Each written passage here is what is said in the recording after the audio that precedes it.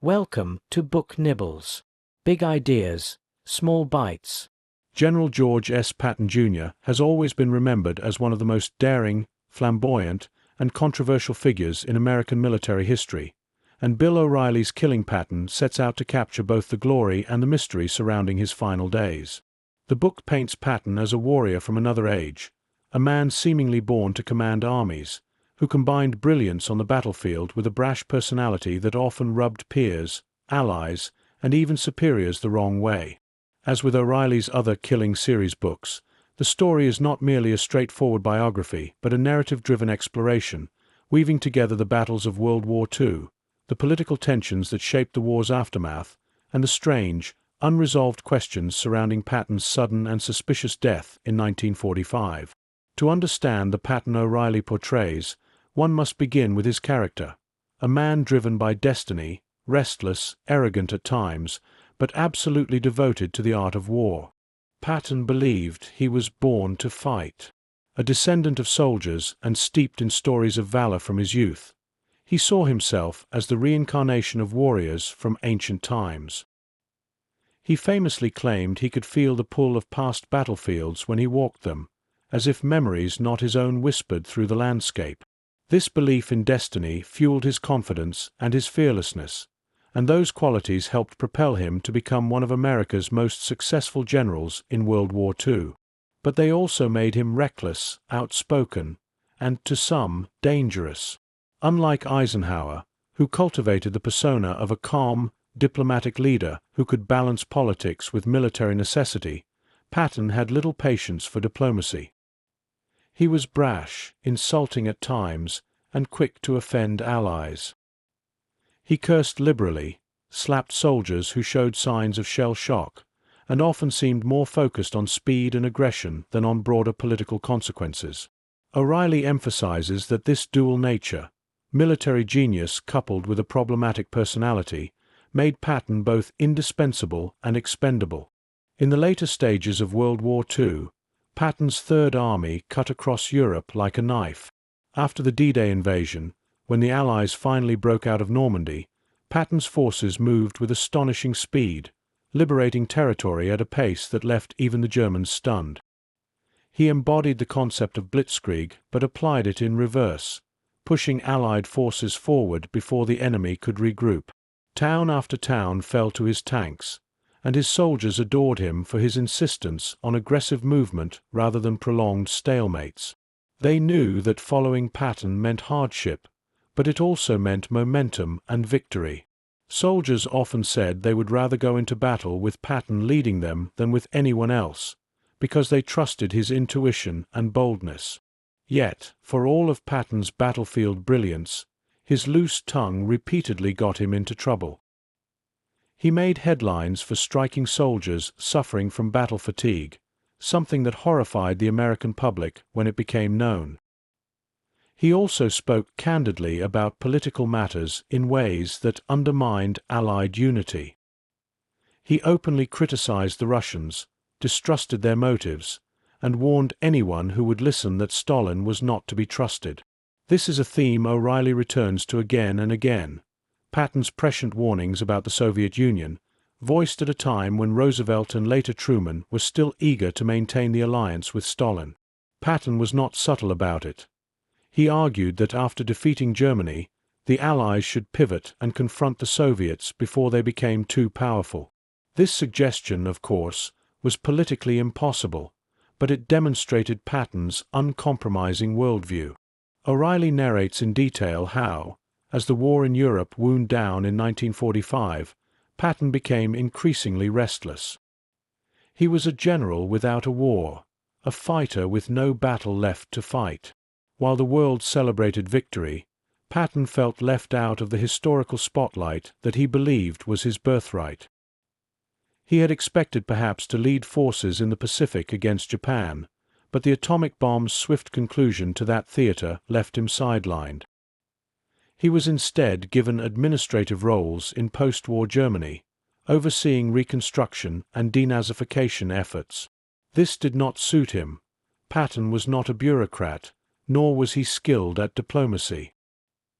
He clashed with his superiors and infuriated the press by suggesting that former Nazis should be allowed to remain in positions of local authority because they were the only ones competent enough to manage rebuilding. To many, this sounded like sympathy for the enemy, though Patton insisted it was simple pragmatism. O'Reilly spends significant time exploring the broader geopolitical context at this moment. Stalin's Soviet Union was consolidating control over Eastern Europe, and tensions with the Western Allies were rising. Churchill, who shared Patton's deep distrust of Stalin, found himself increasingly isolated as Roosevelt and later Truman sought to maintain peace with the Soviets. The seeds of the Cold War were being planted, and in this climate, Patton's outspoken criticisms of Soviet behavior seemed both prophetic and disruptive. His insistence that the United States should prepare for a conflict with the USSR made him a problem for leaders who wanted quiet diplomacy rather than open confrontation. Against this backdrop came the strange events of Patton's final days. In December 1945, only months after the war's end, Patton was involved in a bizarre automobile accident in Germany. His car collided with a U.S. Army truck under odd circumstances. Unlike others in the vehicle, Patton was gravely injured, suffering a broken neck that left him paralyzed. At first, it seemed he might recover, but complications set in, and within days, he was dead. Officially, the cause was pulmonary embolism following the accident. But O'Reilly emphasizes the many questions that linger. Why was Patton, a high-ranking general, in such a vulnerable position to begin with? Why were others in the car unharmed? Why did he, of all people, die in such a mundane accident after surviving countless dangers in battle? The book suggests, without outright declaring, that Patton's death may not have been entirely accidental. O'Reilly explores theories that the Soviets, deeply threatened by Patton's rhetoric and influence, may have had a hand in silencing him. There are suggestions that American officials themselves might have been complicit, seeing Patton as a liability in the fragile post-war balance. Although hard evidence is scarce, the book underscores how convenient Patton's death was for those who wanted to quiet his voice. If he had lived, Patton might have continued publicly challenging American foreign policy, pushing for confrontation with the Soviets, and embarrassing the leadership that was trying to navigate a delicate peace. His death removed that problem. O'Reilly peppers the narrative with vivid examples and anecdotes that highlight Patton's larger-than-life persona. For instance, Patton's insistence on wearing highly polished helmets and riding crop, even in modern mechanized war, made him look like a throwback to earlier centuries. He carried pistols with ivory grips, adding to his legend as a flamboyant warrior. His speeches to troops were laced with profanity but inspired fierce loyalty, because he spoke the language of soldiers rather than politicians. He famously told his men that their job was not to die for their country, but to make the enemy die for his. Such bluntness resonated on the battlefield, but horrified genteel audiences back home. There are also examples of his sharp intuition in battle. During the Battle of the Bulge, when German forces launched a surprise offensive in the Ardennes, it was Patton who foresaw the possibility and pivoted his army with astonishing speed to relieve besieged American forces in Bastogne. His ability to think faster and move quicker than the enemy turned what might have been a disaster into a major turning point. O'Reilly highlights how Eisenhower, despite frustrations with Patton's personality, relied on him at critical moments precisely because no one else could execute maneuvers with such daring. At the same time, O'Reilly does not shy away from Patton's flaws. His treatment of soldiers who showed fear or trauma was harsh, to the point of cruelty.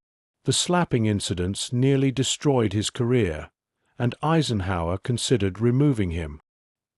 He also harbored elitist, sometimes prejudiced views, which made him a problematic figure in the eyes of many contemporaries. Yet these flaws, O'Reilly suggests, were inseparable from his strengths. The same uncompromising toughness that made him intolerant of weakness also gave him the edge to push his men harder and farther than other generals dared. The book also places Patton's story within the larger narrative of the end of World War II.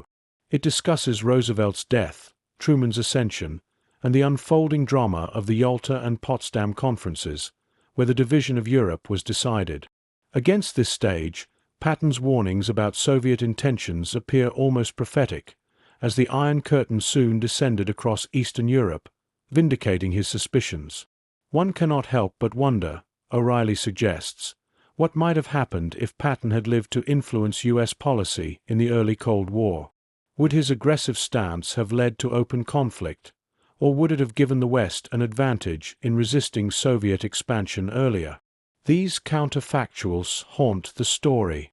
In style, O'Reilly writes the book like a thriller, focusing on the human drama rather than abstract analysis.